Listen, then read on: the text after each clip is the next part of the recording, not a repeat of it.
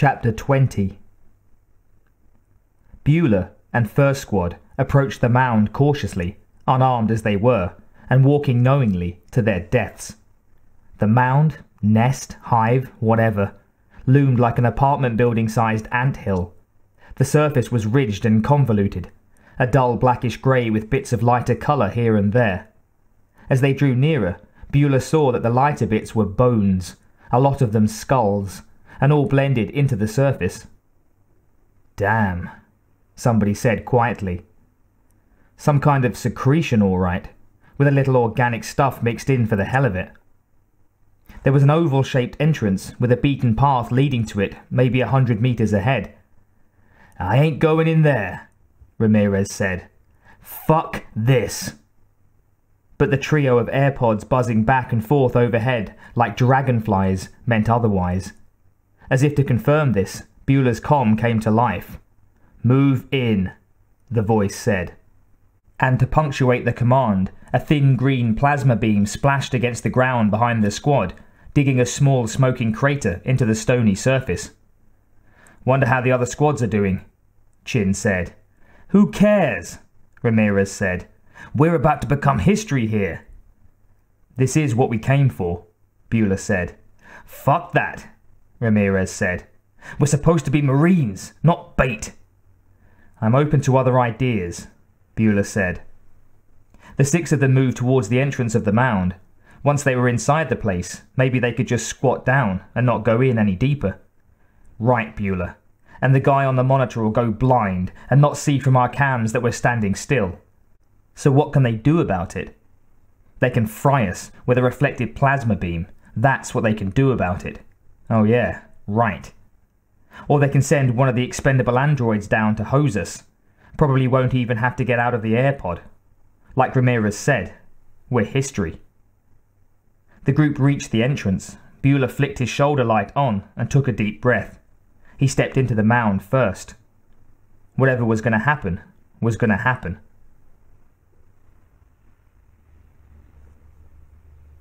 Billy wound her way slowly from the kitchen to the hallway that led towards the ship's armory. A rolling pin and a peeler weren't going to get her very far against a ship full of armed men. She needed a gun, and a whole lot of good luck. Maybe even a miracle or two.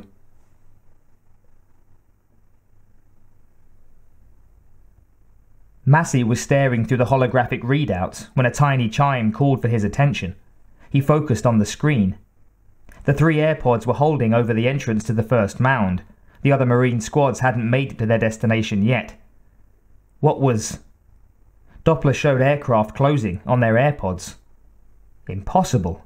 There wasn't any civilization on this world. The aliens couldn't have flying devices. Then he realized what was wrong with the images. No heat signatures, no power leakage, no radio or radar or Doppler. Either the craft were so primitive they had to be gliders or...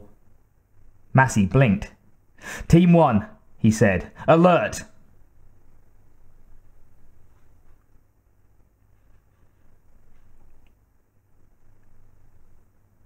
The first wave of flying creatures dived on the AirPods. The cameras caught and recorded the images. They looked reptilian, with greyish, scaled skin.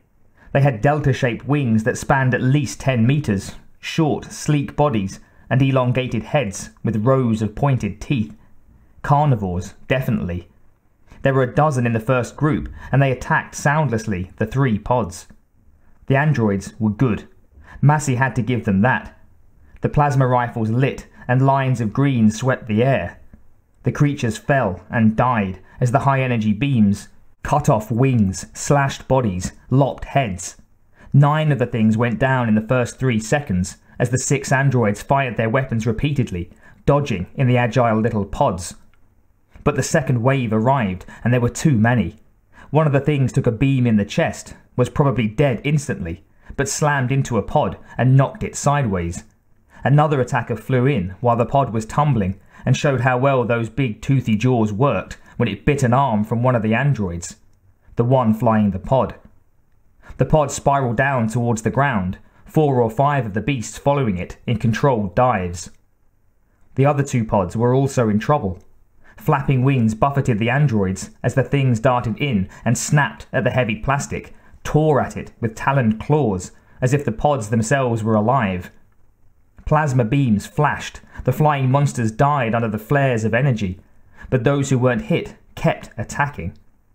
One of the pods looked like a popcorn ball beset by a flock of starving crows. The plastic was pocked with gouges and bite marks, dented from impacts. The androids fought on, but they were losing. The first pod splattered against the ground, shattered, and hurled the two androids away from the impact.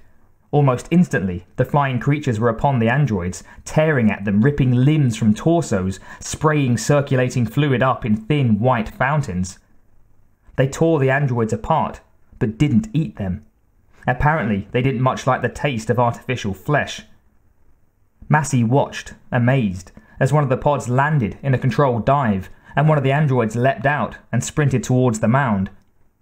While the flying animals fell on the other android still trying to exit the pod, they did not pursue the fleeing one. They must have known what the aliens in the mounds were capable of. The running android neared the entrance. The third pod burst into flame while still 30 meters above the ground. By the time it crashed, both the passengers inside had been mostly consumed in the fire. One of the plasma rifles went critical in the heat, and a blinding green flash turned the pod into dust, along with 4 or 5 of the attackers who had followed it down too closely. How interesting, Massey thought. Surely there was a market for these things. Perhaps he could capture one. A baby, perhaps. But first, he had to protect his primary mission. He called the pods shepherding the other Marines. "Go immediately to first squad coordinates," he said. "What about the Marines here?" one of the androids asked. "Who cares? Do as I order. Keep a ground-hugging flight path. There are flying aliens here who will attack you. Get moving." He broke the comm and leaned back in his form chair. Yes, this was turning out to be more interesting than he had anticipated.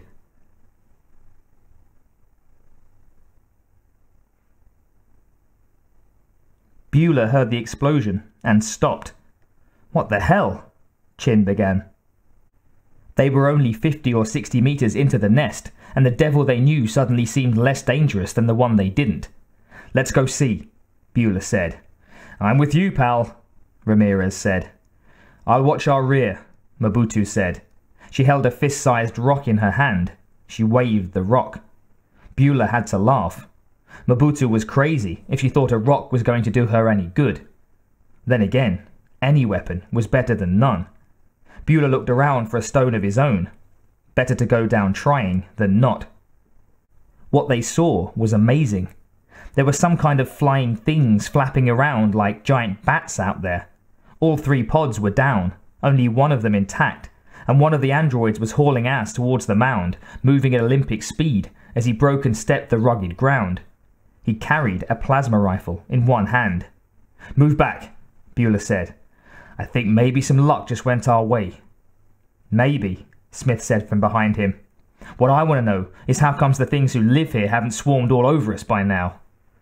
"Don't look a gift horse in the mouth," Chin said. "What does that mean?" "It means be glad when you're still sucking in the air," Chin said. "Such that it is." They watched the android run. One of the flying things made a half-hearted pass at him, swooping down like a giant raptor seeking prey, but the android dived flat, and the thing missed by 10 meters anyhow. By the time it had circled around for another try, the android was nearly at the mound's entrance. The flying thing must have decided it had business elsewhere. It soared upward, caught a thermal, and lifted away. "Get ready for company," Bueller said. The android reached the entrance and ran inside. He never had a chance. All 6 of the Marines hit him, and he sprawled under their combined weight, helpless. Now they had a weapon. It wasn't much, but it sure beat the alternatives. Billy returned to the armory, where she and Mitch had been only a few hours past. There were weapons aplenty, but after examining several of them, she realized that they were all missing the same part. She mentally shrugged, and slung one of the carbines over her shoulder, collected a couple of spare magazines and a flex belt of grenades. Maybe she could find the part to fix it, Or maybe she could bluff somebody into thinking it was workable. Or threaten to blow up the ship with a grenade. If she was up against it, and going to die anyway, what the hell? She'd have nothing to lose. Especially if something had happened to Mitch.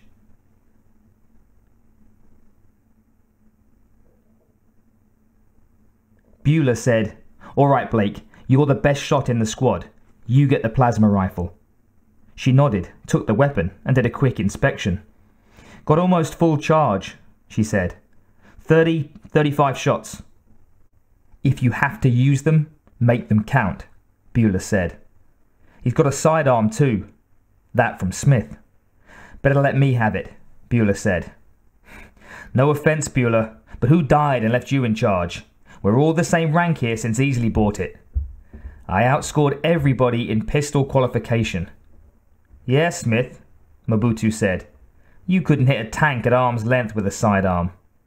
"Yeah, well... okay, fine," Smith said. "I was just checking, you know?" Bueller took the pistol, a standard 10mm caseless slug thrower. It used ammunition close to that of the carbines, except it was less powerful, and in a pinch could be made to fire the heavier stuff, if you didn't mind risking that the pistol would almost likely blow up after 5 or 6 shots. "Okay, pal," Bueller said to the captured android. "Let's you and us talk." "Wasting your time," the android said.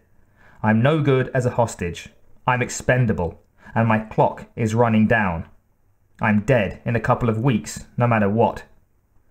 "You could have a real miserable couple of weeks, though," Mobutu said, hefting her rock. The android shook its head. "I don't know anything either. Massey runs the show, and he keeps it to himself. We get what he wants us to get. Nothing more." Blake kicked the pinned android, hitting his hip with her boot. "Fine," she said. "Let's kill him now. Go ahead, Mobutu. Bust his head in with your rock. No point in wasting a bullet or a charge on him." "Ease off, Blake," Bueller said. "This guy came out of the vats and got programmed for this. It's not his fault. Not everybody gets a choice." Blake stared at Bueller. "Yeah, I guess I hear that." "I hate to point this out, but I hear something coming this way from inside the nest," Smith said. "And even a plasma rifle won't stop a whole herd of those bugs. What say we go play outside?" Bueller glanced down the corridor. He heard the rattle of alien feet and claws on the material. "Let's move it, people. Get to the down pods. There might be more guns or supplies. Something." "And then go where?" the android asked. "You're trapped on the planet without pods or an APC." "Maybe so, pal, but we ain't trapped in this anthill. Let's go, Marines!" Nobody needed to be told again.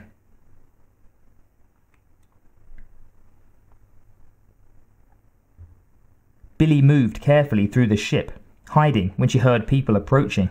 She had the carbine over her shoulder and clutched the rolling pin and peeler in her hands. She kept moving away from the voices and bootfalls until she realized she was in the ship's crew and commanding officer's quarters. She snaked her way around doorways and stayed flat against the walls, edging along, trying to stay invisible. If somebody should see her, she would be in deep shit in a real hurry. Ahead was Stephen's cabin, and something drew Billy that way. He wouldn't be using it. One of the bodies she'd seen spaced had been the colonel. Surprised her that he would die defending this ship, but maybe she'd read him wrong. As Billy approached the door, it started to open. Damn, somebody was inside. She glanced up and down the corridor. She'd never get clear in time. Whoever came out of Stephen's cabin would see her before she could get to cover. If he was armed, she'd catch one in the back. Billy raised the rolling pin, triggered the freezer, and flattened herself against the wall to the right of the sliding door. She hoped it was only one of them. As the man stepped out into the corridor, Billy swung the rolling pin. The liquid inside hadn't solidified yet, but the pin was still heavy. She smashed the pin into the man's head, angled just over his left ear.